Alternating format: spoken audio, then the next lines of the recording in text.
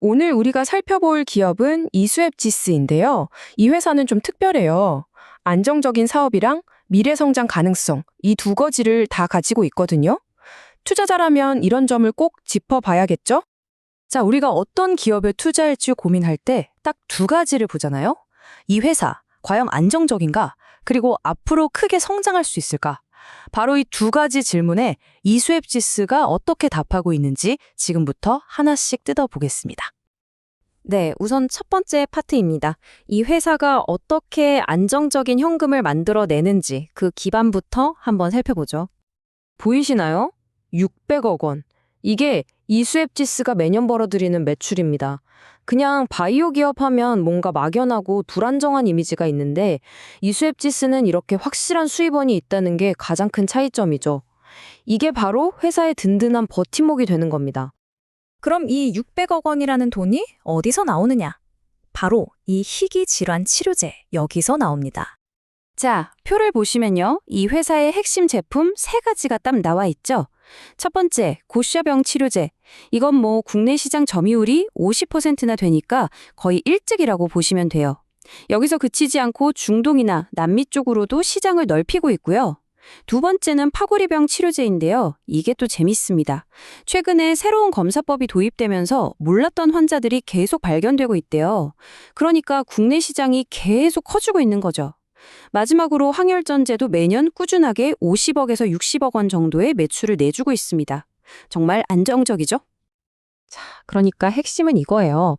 이렇게 안정적으로 벌어들이는 돈이 그냥 회사 금고에 쌓여만 있는 게 아니라는 겁니다. 이게 바로 미래를 위한 투자. 그러니까 새로운 신약을 개발하는 데 쓰이는 아주 중요한 총알이 되는 거죠. 네, 그럼 이제 두 번째 파트입니다. 이 안정적인 기반 위에서 이수앱지스가 어떤 미래를 그리고 있는지 신약 개발사로의 변신에 대해 이야기해 보겠습니다. 이 회사는 이제 기존의 희귀질환 치료제에만 머무르지 않겠다는 거예요. 보시는 것처럼 항암, 염증, 그리고 섬유화 질환, 이 분야들이 어떤가요? 시장 규모도 엄청나게 크고 앞으로 성장 가능성도 무궁무진한 곳들이죠. 자신들이 가장 잘하는 항체 기술을 가지고 바로 이 고성장 분야에 끼어들겠다는 전략입니다. 그럼 구체적으로 어떤 기술로 승부를 보려는 걸까요? 바로 이 두 가지입니다. 요즘 바이오 업계에서 가장 핫하다고 할 수 있는 이중항체와 항체 약물 접합체, 줄여서 ADC라고 부르는 기술이죠. 이중항체가 뭐냐면요. 이게 정말 똑똑한 기술이에요. 기존 항체가 표적 하나만 공격하는 단일 미사일이었다면 이중항체는 한 번에 두 개의 다른 표적을 동시에 공격하는 스마트 폭탄 같은 겁니다. 이렇게 되면 치료 효과는 당연히 더 좋아지고 약에 대한 내성이 생기는 문제도 해결할 수 있는 거죠. 훨씬 더 정교한 공격이 가능해지는 거예요.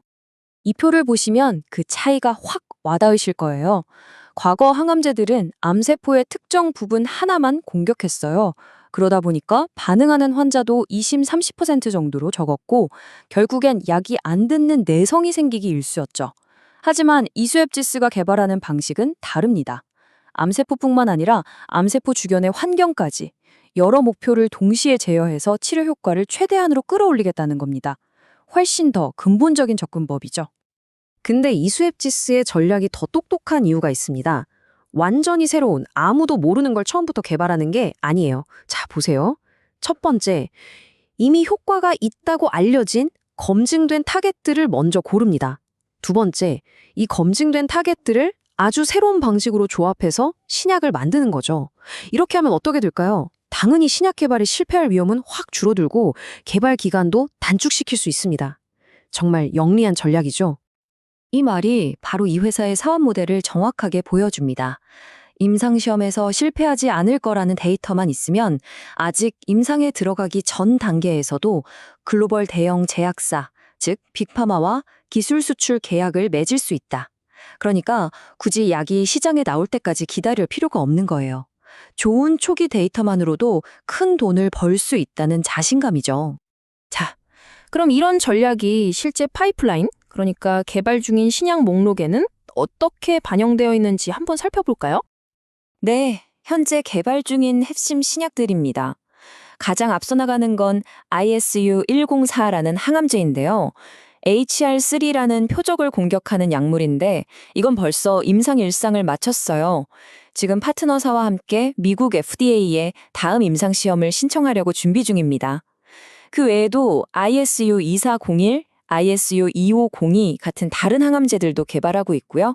특히 주목할 만한 건 2026년 상반기에 새로운 면역질환 치료제를 공개할 예정이라는 점입니다. PD-1이나 VFG처럼 이미 효과가 검증된 유명한 타겟들을 활용해서 ADC나 이중항체 신약도 만들고 있고 심지어 AI 기술을 이용해서 희귀질환 신약도 개발하고 있어요. 정말 여러 방면에서 미래를 준비하고 있죠. 그리고 이건 그냥 말로만 하는 계획이 아닙니다. 회사가 미래 성장에 얼마나 진심인지 돈을 쓰는 걸 보면 알 수 있습니다. 이 그래프를 한번 보세요. 2025년 올해 R&D 투자액 대비 2026년 내년에는 투자액을 2배 이상으로 늘릴 계획입니다. 이건 그냥 돈을 더 쓴다는 의미가 아니에요. 우리 파이프라인, 우리가 개발 중인 신약들이 성공할 거라는 강력한 자신감을 투자자들에게 보여주는 아주 명확한 신호라고 할 수 있습니다. 자, 이제 정리를 해보겠습니다. 이수앱지스에 대한 투자 포인트를 한 문장으로 요약하면 바로 이겁니다. 한쪽에서는 꾸준히 돈을 벌어주는 안정적인 캐시카우가 있고 다른 한쪽에서는 그 돈을 바탕으로 폭발적인 성장을 노리는 신약 파이프라인이 돌아가는 거죠. 이 두 개의 엔진이 결합해서 미래 가치를 만들어내는 구조. 이게 바로 이수앱지스의 핵심입니다. 오늘 분석은 종목 추천을 위한 영상이 아닙니다. 투자 판단을 위한 근거 자료로 적합하지 않을 수 있습니다. 투자 판단은 본인 책임 하에 이루어져야 합니다.